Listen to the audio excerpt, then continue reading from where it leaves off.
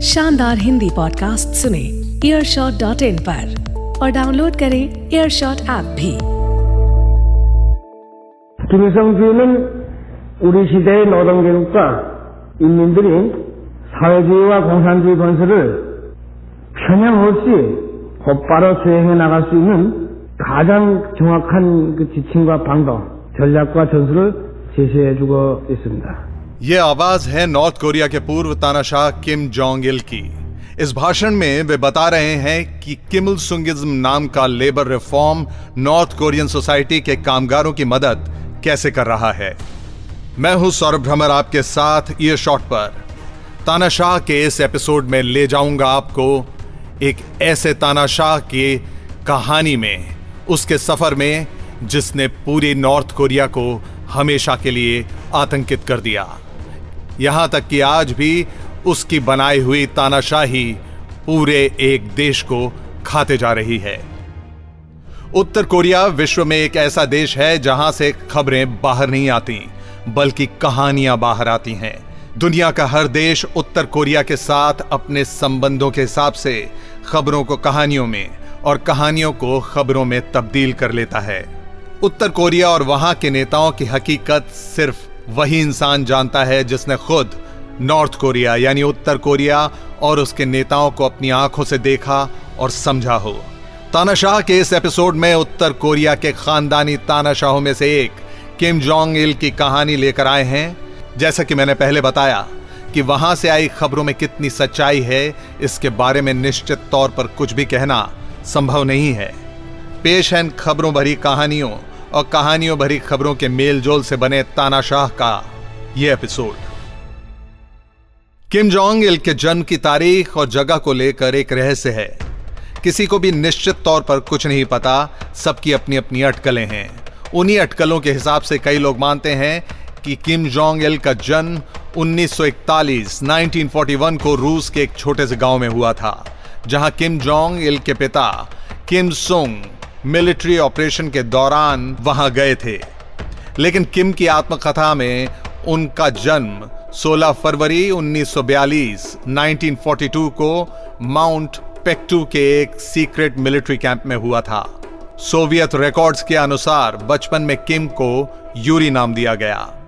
1945 में world war 2 खत्म हुआ और कोरिया को जापान से आजादी मिल गई। इसके बाद किम और उसका परिवार रूस से वापस कोरिया लौट आए।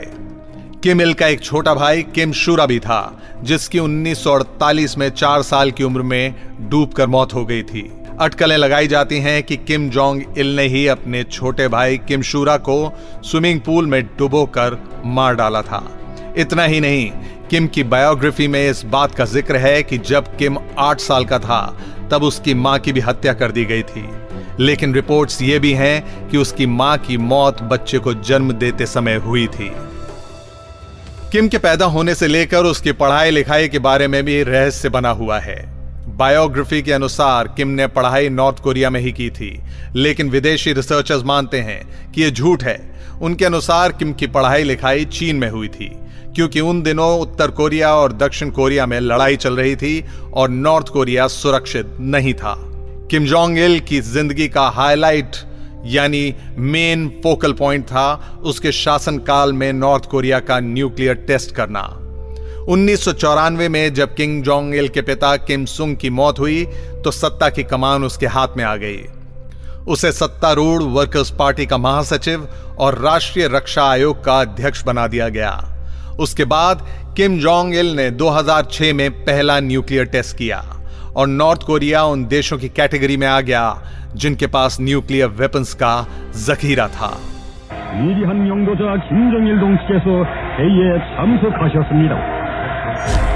उसकी बढ़ती हुई न्यूक्लियर पावर देखकर अमेरिका तक हिल गया था। किम जोंग इल का ध्यान सेना पर ही रहता था।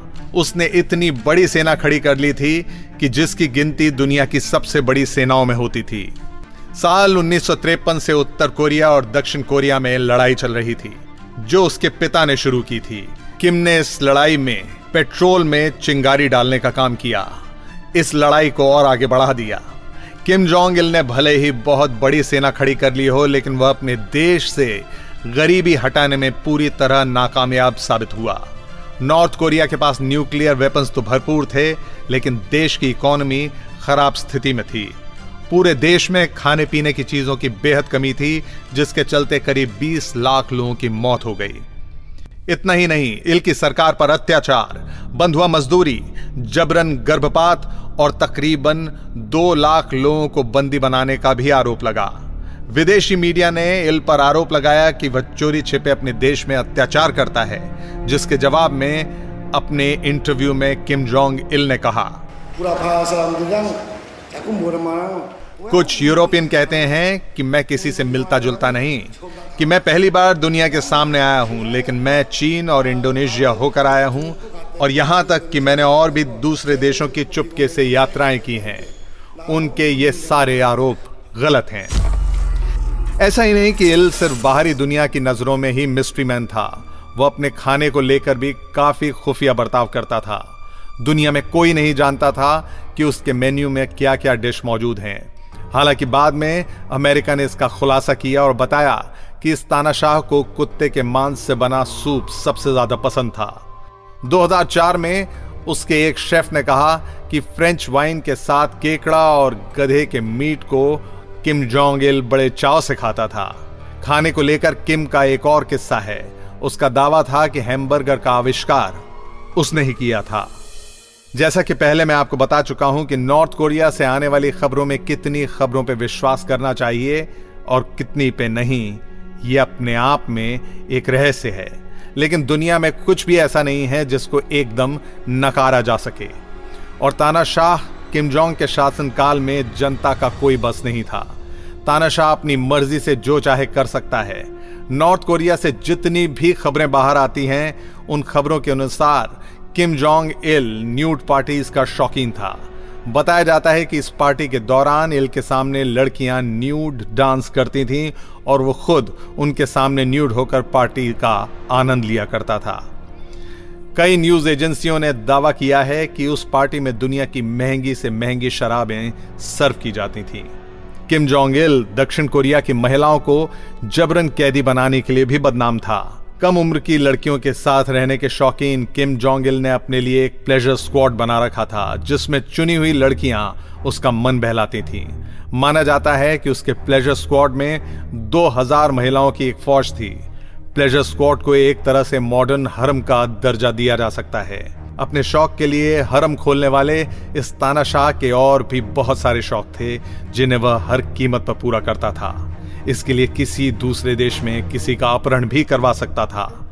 जेम्स बॉन्ड की फिल्मों के शौकीन किम जोंग इल ने अपने इस शौक को पूरा करने के लिए कैसे एक विदेशी फिल्म मेकर कपल को भी उठवा लिया था, यह बताऊंगा मैं अगले एपिसोड में। तानाशाह किम जोंग इल की कहानी हम सुना रहे हैं आपको सिर्फ ईयरशॉट पर।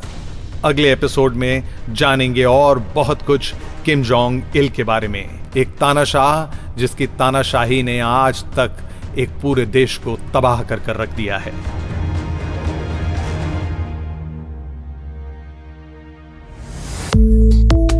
शानदार हिंदी पॉडकास्ट सुने earshot.in पर और डाउनलोड करें earshot ऐप भी।